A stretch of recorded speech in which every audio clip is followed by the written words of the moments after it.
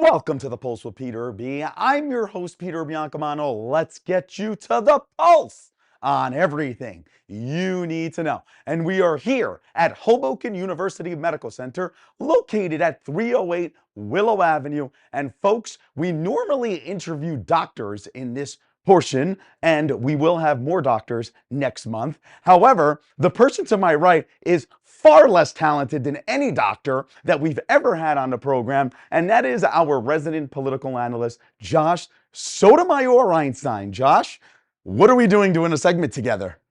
I am doing calisthenics. Apparently you are. Apparently you are. Because that's a science. Oh, is it? Mm-hmm. Yeah. You wouldn't know what science is. Well, I don't know. You know what? At the end of the day, Josh, I mean, people have asked us to do a segment together. It is our last show of 2023, that is. We will be back, of course, in 2024. According to the Gregorian calendar. Exactly. As compared to what other calendar? The best one. Which is? The Jewish one. Oh, well, yeah. And we'll have plenty of Israelis on in the next segment, right? Why don't you preview that segment for us? So we have a wonderful activist from the Israeli and Jewish community in Hudson County who's going to be telling us what's going on both in the Middle East in terms of the war with Hamas and also in terms of the activism to bring home those being held hostage by the terrorists. Exactly. And you want to stay tuned for that. As I mentioned, that'll be in just a few minutes' time. But folks, as I said at the beginning of the segment, you did ask Josh and I to do one final hurrah for 2023. So Mr. Sotomayor Einstein, I didn't want to do this. You didn't want to do this, but we're going to make the audience happy, correct? I don't know where I am. Exactly. Well, you know, because you're high on many of the things. High on life. Exactly. Exactly. Exactly. We are here in the wonderful Hoboken University Medical Center. Terrific. One of the best acute healthcare facilities in probably the state. So, and we're very, very thankful that they made us film a segment with us two bozos on. So. Oh, yeah, no, I'm going to get a free surgery. Exactly. So yes. It's like a punch card system. So, yeah. I mean, I think that's what you told me. So they didn't tell me yet. You told me. I don't think I told you that either. But anyway, so why don't we move on? Because people really want to know. This year was a chaotic year, let's just say, in Hoboken politics. We did have the ward council races. As people remember, you and I moderated the first debate, which had included all 13 candidates running for city council. And then we had a runoff debate where I kicked Josh off, and I decided to just, moderate by myself. For the record, this gumball over here asked me if I want to moderate it, and I said, you couldn't pay me all the rice in China, all right? Oh, wow. All the tea in China to do so. And of course, the Chinese stole rice from the Italians, but that's a different story for a different time. And they stole pasta from the Chinese. Okay. Anyway, so why don't we talk about it? In the summer, you and I discussed, we previewed these races, and I have to give him credit where credit is due. Josh was right on the money with every single race. The one that he couldn't really decide on, he called it 50-50, was of course the first ward where Paul Presenzano beat Rafi Cordova. So your reaction to your predictions and the election outcomes? Even a broke clock is right twice a day. So just because I got one political prediction ever correct does not mean that I am a genius. All right. So. Well, we all know you're not because your last name's Einstein, but you're far away from being a genius. Okay. Anyway, so I mean that was the low-hanging fruit, but come on, you set me up for that. So anyway, you were talking about this past election year, yes, and the political cycle that we just went through. But the one that's coming up is even more exciting. I mean, Mayor Bala running for Congress against Robert Menendez Jr. is going to be effing fantastic, or PHing fantastic, whatever can go on TV, okay? It's going to be amazing. And then if Mayor Bala wins, if Mayor Bala loses, what happens in the mayoral race in Hoboken? There's going to be like 30 people running for mayor, all right? There's going to be crazy backroom deals, backroom stabs in the back. There's going to be drama. It's going to be better than a telenovela from when I was in middle school on like Telemundo, okay? That's how good it's going to be. It's going to be off the chain. It's going to be so fun. We're probably going to do like 45 debates because there's going to be 700 people running, you know, right. So it's going to be insane. So, folks at home, you would think a person the size of Josh would salivate at the mouth when it comes to our segments at Il Tavolo di Pombazano, but he's obviously salivating at the mouth for what's coming up in the next political year, which, as you mentioned, is Mayor Bala taking on Robert Menendez Jr., and there probably will be other people in the race. I believe Mr. JC has also decided to throw his hat in that race. He is the son of a former New Jersey Assembly woman.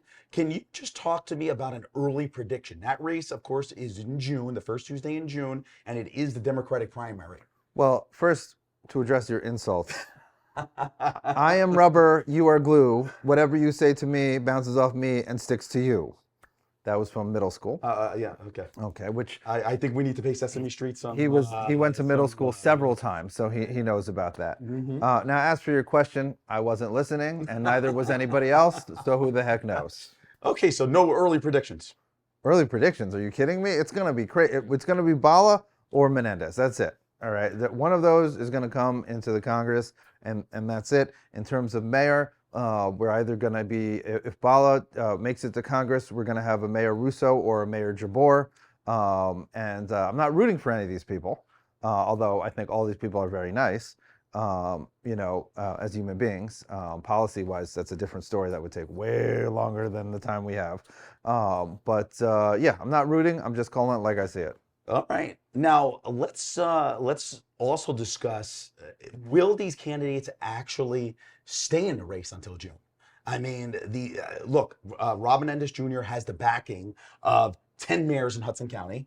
And the only two mayors that are not backing him is obviously Mayor Bala, who's running against him, and Mayor Phillip, who's running for governor. But we know the icy relationship between the Phillips and the Menendezes is. Obviously, Bobby Sr. Is in a whole heck of a lot of legal trouble, but you're innocent until proven guilty in this country. Talk to me about, will everybody just get behind one candidate, you believe? Well, I'm willing to support whoever gives me the most bars of gold, but you have to shave off the serial number first so it's not trackable. I mean, talk about a rookie error. Also, just kidding, one time when I was on the state committee, I was offered $10,000 for something, and I said no.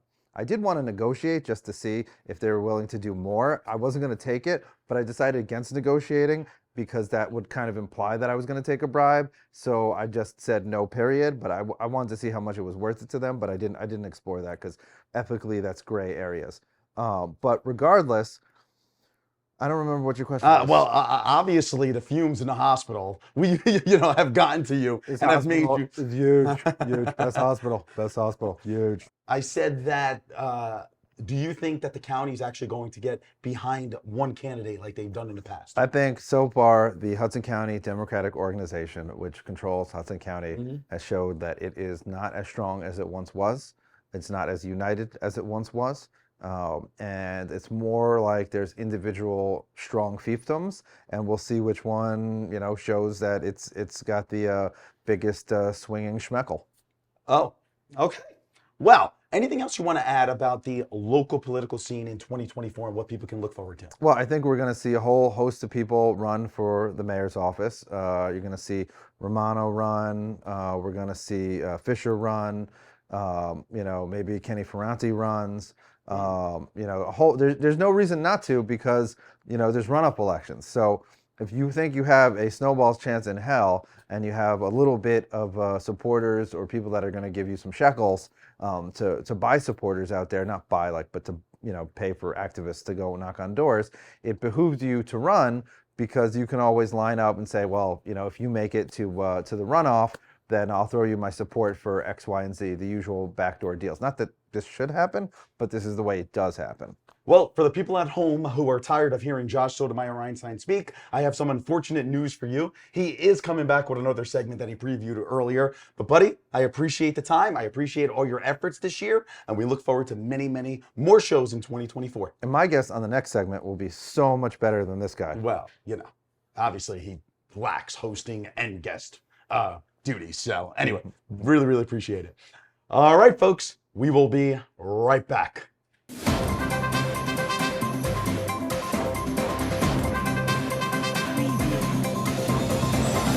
Peter Biancamano, your hostess with the mostest of the Pulse with Peter B.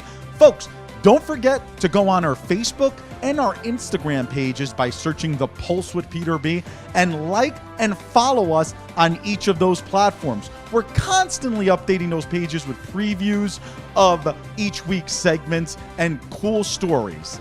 Also, if you have any questions, feel free to reach out to our email address at thepulsewithpeterb@gmail.com. Welcome back. I'm your host with the most, Josh Sotomayor Einstein. I'm so glad to be joined not by that bum Biancamano, but by my friend Anat Klein. She's a leader in the Israeli and Jewish community here in Hudson County. Thanks so much. Thank you, Josh, for having me. I'm so glad that you came. So tell us what got you involved in the Jewish community and Israel activism in our county.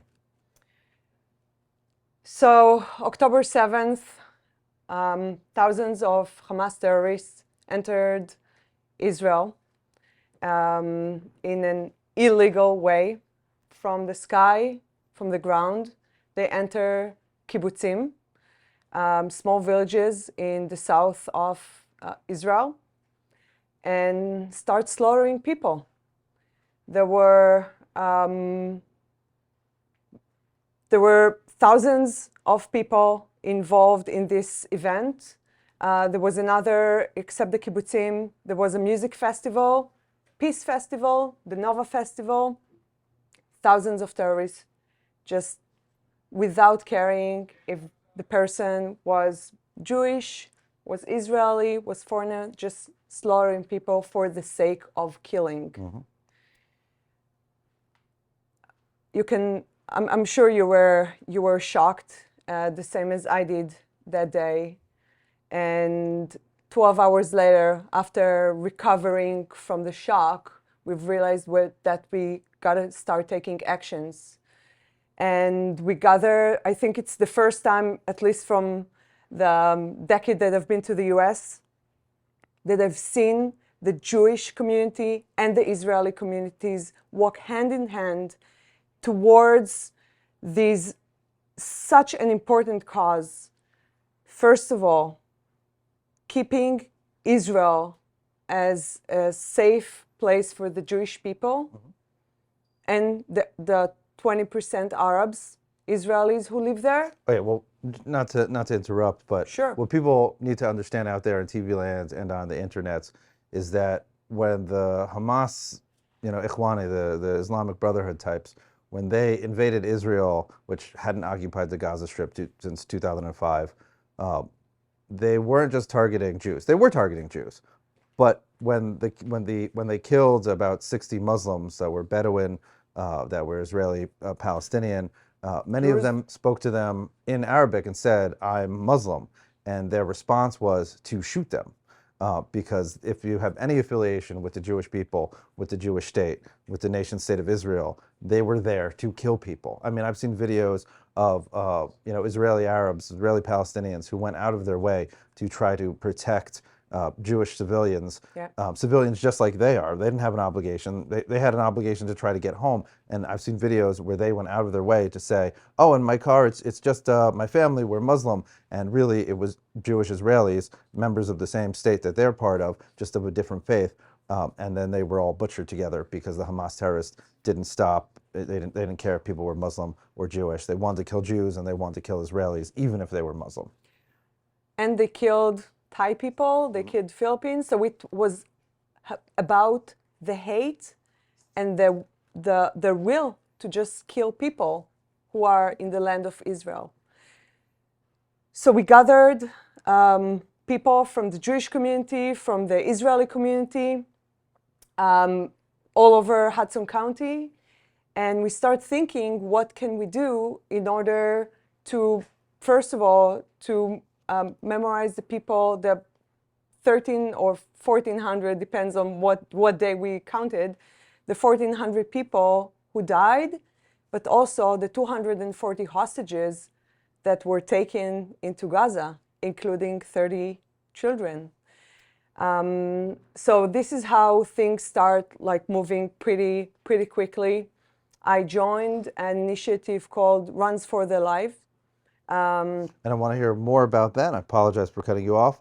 We're going to have to go to commercial. Stay tuned. We'll be right back. Welcome to Hudson River Care and Counseling. Hello, I'm Dr. Pam Pater-Ennis, the CEO and founder of Hudson River Care and Counseling with over 30 years of clinical social work experience and therapy. We are a progressive counseling and coaching practice with a diverse team that brings a holistic approach to clients. We offer support both in person and through digital platforms such as telehealth. Consider us a safe haven that you can trust with care for your mental health needs. Visit our website to set up a consultation today.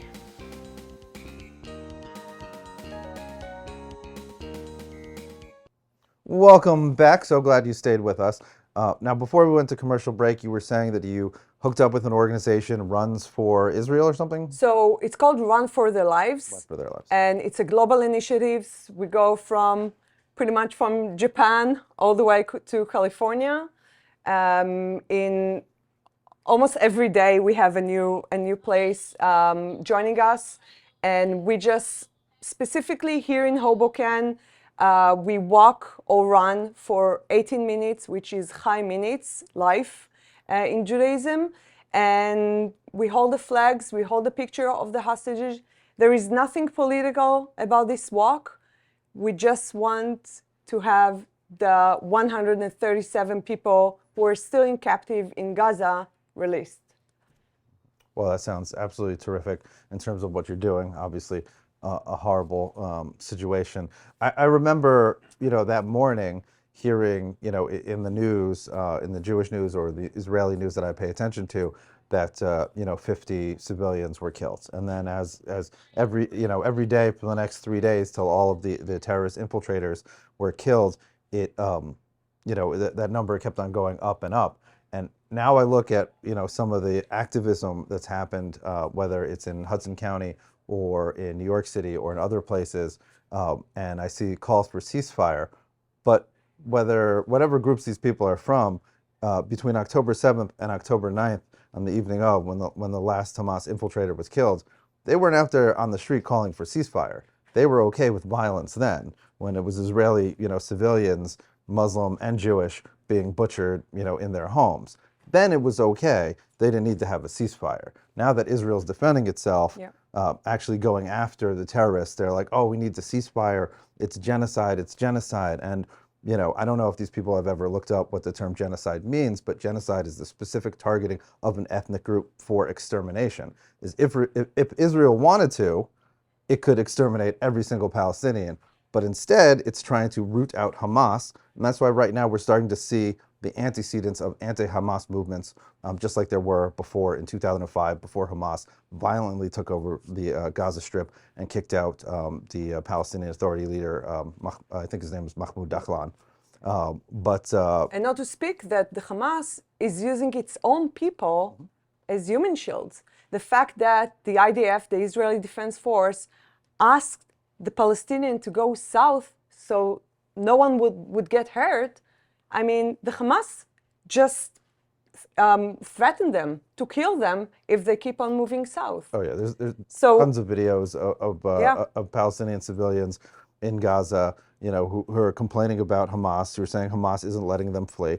And then you have all the aid, that Hamas got throughout, since 2005. That instead of building hospitals and building universities, I mean, there's some of that, right? Like they have malls, they have shopping centers, there are some universities, and there are some hospitals. But underneath, yep. There is an entire city, 500 kilometers, if I'm not wrong, of tunnels. And these tunnels are not to escape the heat. These tunnels are made to hide and to move weapon, and now to put hostages. Oh yeah. And listen, Egypt, people don't understand that Gaza has a border with Egypt as well. And Egypt has the exact same policies that the state of Israel has when it comes to Gaza and Hamas. No one criticized Egypt, though. Well, because they're Arab. If they were majority Jewish, we'd never hear the end of it. But I hope sometime in the future we can have you on again. And maybe if there's any, if there's a vigil or something that's going on, you can let us know and we can tell our viewership about it. Thank you so much for coming on. Thank you so much for giving me the stage. Appreciate it. Stay tuned. We'll be right back.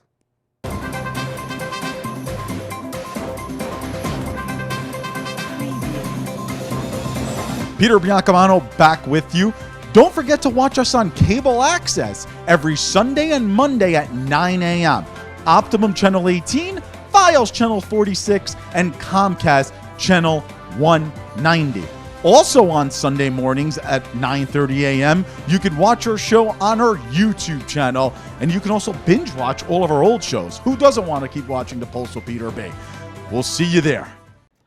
Welcome back to the Pulse with Peter B, and we are here at the beautiful Il Tavolo di Palmisano, located at 700 Clinton Street in the beautiful city of Hoboken, New Jersey. And he was here a few weeks ago, and he decided to come back because the food was so good. It wasn't definitely not to do a segment with me, and that is our pro wrestling insider, Mr. Rob Tonnesen. Welcome back, sir. Yes, this is beautiful Christmas decor. I'm very, very much a fan of this. So yeah, absolutely. And the food is the phenomenal. Food, top notch. I absolutely love that, Rob. Rob, you were here a few weeks ago. You spoke about the good, the bad, and the best matches of the WWE in 2023. And we did promise the audience that we were going to do the same for All Elite Wrestling, AEW. And why don't we start with the good? And I love the notes you sent me because it's 3 simple letters, and that's MJF. Talk to me why he was so good this year. Maxwell Jacob Friedman has went from being probably one of the most hated people on television to becoming the most beloved, and he changed absolutely nothing. He did not change anything about his character. He did not change anything about his wrestling style, and went from being hated to beloved. He's had great matches all year. The Iron Man match with Bryan Danielson, the All-In match with Adam Cole, which was at Wembley. He's branching out now into film. He's going to be in the movie The Iron Claw with Zac Efron. Wow. So he has gone from just a complete 180 of a character without doing much of anything. Okay. Now let's talk about the international signings, because this was the longest thing on the notes you sent me. You seem to be very, very excited about these signings. I love international pro wrestling. I am such a fan of New Japan Pro Wrestling. I always mention that to you in the summertime when the G1 rolls around. AEW has had a wonderful working relationship with both New Japan and DDT in Japan, as well as CMLL and AAA in Mexico. So you've had guys like Will Ospreay, Kenny Omega, Chris Jericho, Konosuke Takeshita wrestle in New Japan and DDT. You have guys like Pentagon and Rey Fenix and El Hijo de Vikingo wrestle in Mexico. And these are just wrestlers that are the alternative to what you are used to with North American wrestling. Vikingo is just a magician, and he's only 24 years old. Now, Rob, you did mention this in the last episode that you were here regarding the WWE International Stars, and we spoke about Gunther. So do you think that AEW did it better in 2023 than the WWE did? International signings, yes. International exposure, no. As I mentioned before, WWE doing Puerto Rico, and then doing Australia and France. AEW only did All In in Wembley. Now, All In Wembley set the tickets sold record. But that's all they went to. They didn't capitalize on the Asia market. They haven't capitalized on an untapped Europe market that they need to really capitalize on. So that's what I would love to see more in 2024. And let's talk about other athletes in the WWE, other stars in the WWE. Eddie Kingston and Swerve Strickland. They seem to have a good year as well. Eddie Kingston, a local guy from Yonkers, New York. He was he's an underdog. Has always been his entire career. And somebody like me who has followed him from the Chikara promotion and CZW locally here in the New York area, he almost retired during the pandemic because he needed the money just like everybody else. So almost retired. Cut this amazing promo on Cody Rhodes, and then gets a job, and then is literally living out his dream just by grinding and working and all that other stuff. Throughout the course of 2023, he worked the G1 over the summer for New Japan, where he got to really meet his idols, Yu Nakayama, Tokiyoshi Kawada, really just living Eddie Kingston's dream. Swerve Strickland, when he first came to AEW, I was kind of indifferent about him, kind of like how I was indifferent when Christian Cage and Adam Copeland signed. But Swerve Strickland working with Prince Nana and the Embassy, which is kind of a throwback to old school Ring of Honor. There's my one Ring of Honor mention per show. With with Strickland, he became kind of the next in line, the next up. Gotcha. And with the Embassy, it's kind of a nice little touch because Nana was originally paired with a guy named Jimmy Rave. Jimmy Rave unfortunately passed away, and Nana gave Strickland Rave's jacket. So it's a very nice kind of touch that comes all around. Strickland we'll talk about later, but he has really proven himself to be the next guy up. All right, Rob, as I mentioned a few weeks ago when we were talking about the WWE, where there's good, there's obviously bad as well. AEW bad for 2023. Let's start off with the injuries, but I kind of want to skip the injuries and I want to move right along to the women's division because we've seen that in the WWE, the women's division is top notch. I mean, they're main eventing WrestleMania, for main eventing other premium live events and so on and so forth. Why was it so poor in AEW in 2023? What is the women's division in AEW? Wow. The AEW belt has gone through 4 different women over the course of 3 months over the summer. It went from Toni Storm to Hikaru Shida to Saraya, back to Shida, back to Toni Storm. Now, Toni Storm is doing great with her new gimmick, but there's so many other women. There's ROH champion Athena doing great. Her lackey, for lack of a better word, Billy Starks. Willow Nightingale. There are so many other women that deserve a shot, and there's almost a 1 women's match per show. And the women's division is lacking, and that's a division that should not be lacking. Okay. And now, why don't we go back to the injuries? Look, injuries is an unfortunate thing that happens, and it's out of AEW's control. But yet, in the notes, you said that it was a bad thing that happened for I think Tony promotion Khan, in 2023. I think Tony Khan built something on an ancient Indian burial ground because there have been so many injuries this year. Adam Cole returned from a concussion in August of this year, only to break his ankle in September of this year. Bryan Danielson, who was already held together by duct tape and hope, broke his arm during a match against Okada in June. Comes back in late September to wrestle Zack Sabre Jr. and then in October breaks his orbital bone and then comes back. You have Mark Briscoe who had a knee injury. You have Jamie Hayter who has an injury. Thunder Rosa still hasn't come back. Sammy Guevara has a concussion. MJF, as I mentioned before, it just came out. He has a torn labrum. So at this point, it's who did you annoy to get these injuries? And it's like, give these guys some rest. And let's talk about the Young Bucks really quickly. They're terrible. Enough said, folks. The less said about, listen, their EVPs, good for them. They formed this company. But at some point, you have to understand that, number one, time has kind of caught up to you. You're going bald. Go bald gracefully. Fix the tag team division. Fix the women's division. And you mentioned this a little earlier. What is the AEW? Are you trying to say that they did not have an identity in 2023? When AEW first started, it was wonderful because it was the alternative to WWE. And that's what people at home that are watching will say, that's what they want. They want the alternative. It's now starting to become WWE light, which is what you don't want. That's what TNA was, remember? Right, yeah. Exactly. You've had you have the same storylines that are being recycled. Can they coexist storylines that you've seen dozens of times in WWE? And this is going to be sad, but dwindling crowds. The Prudential Center has run AEW. AEW has run the Prudential Center 5 times. They have gone from having a complete sellout to their seating chart for Dynamite, which is the first Dynamite of the year on January 3rd. They're not even selling tickets in the upper level. Wow. Unbelievable. So how do you get those crowds back? Are they coming back? And how do you provide to be the alternative? Unbelievable. All right, Rob, 45 seconds. Your top matches in AEW for 2023 and what you look forward to as 2024 rolls around. Personally, you could have flipped a coin and I would have said Bryan Danielson versus Zack Sabre Jr. or Bryan Danielson, Kazuchika Okada. I picked the Okada match because I like them. I like that style more. Plus, when you have Bryan Danielson working with a broken arm for 10 minutes during the match, it kind of adds to the luster of it. Danielson is going to be having a rematch with Okada on January 4th in Tokyo. For another match that I really enjoyed as a random match on AEW Collision, FTR versus Bullet Club Gold, Jay White and Juice Robinson. Really fantastic tag team match.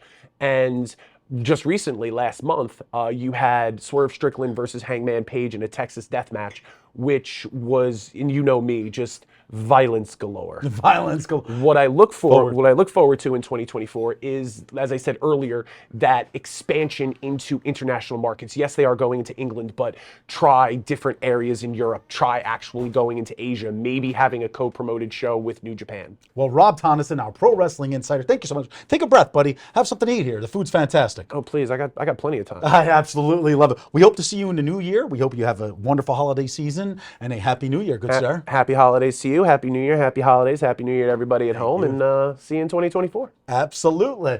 Thanks again, buddy. Hey, my pleasure. All right, folks, join us next week for The Pulse on everything you need to know. I'm Peter Biancamano. I hope you have a great week, everybody.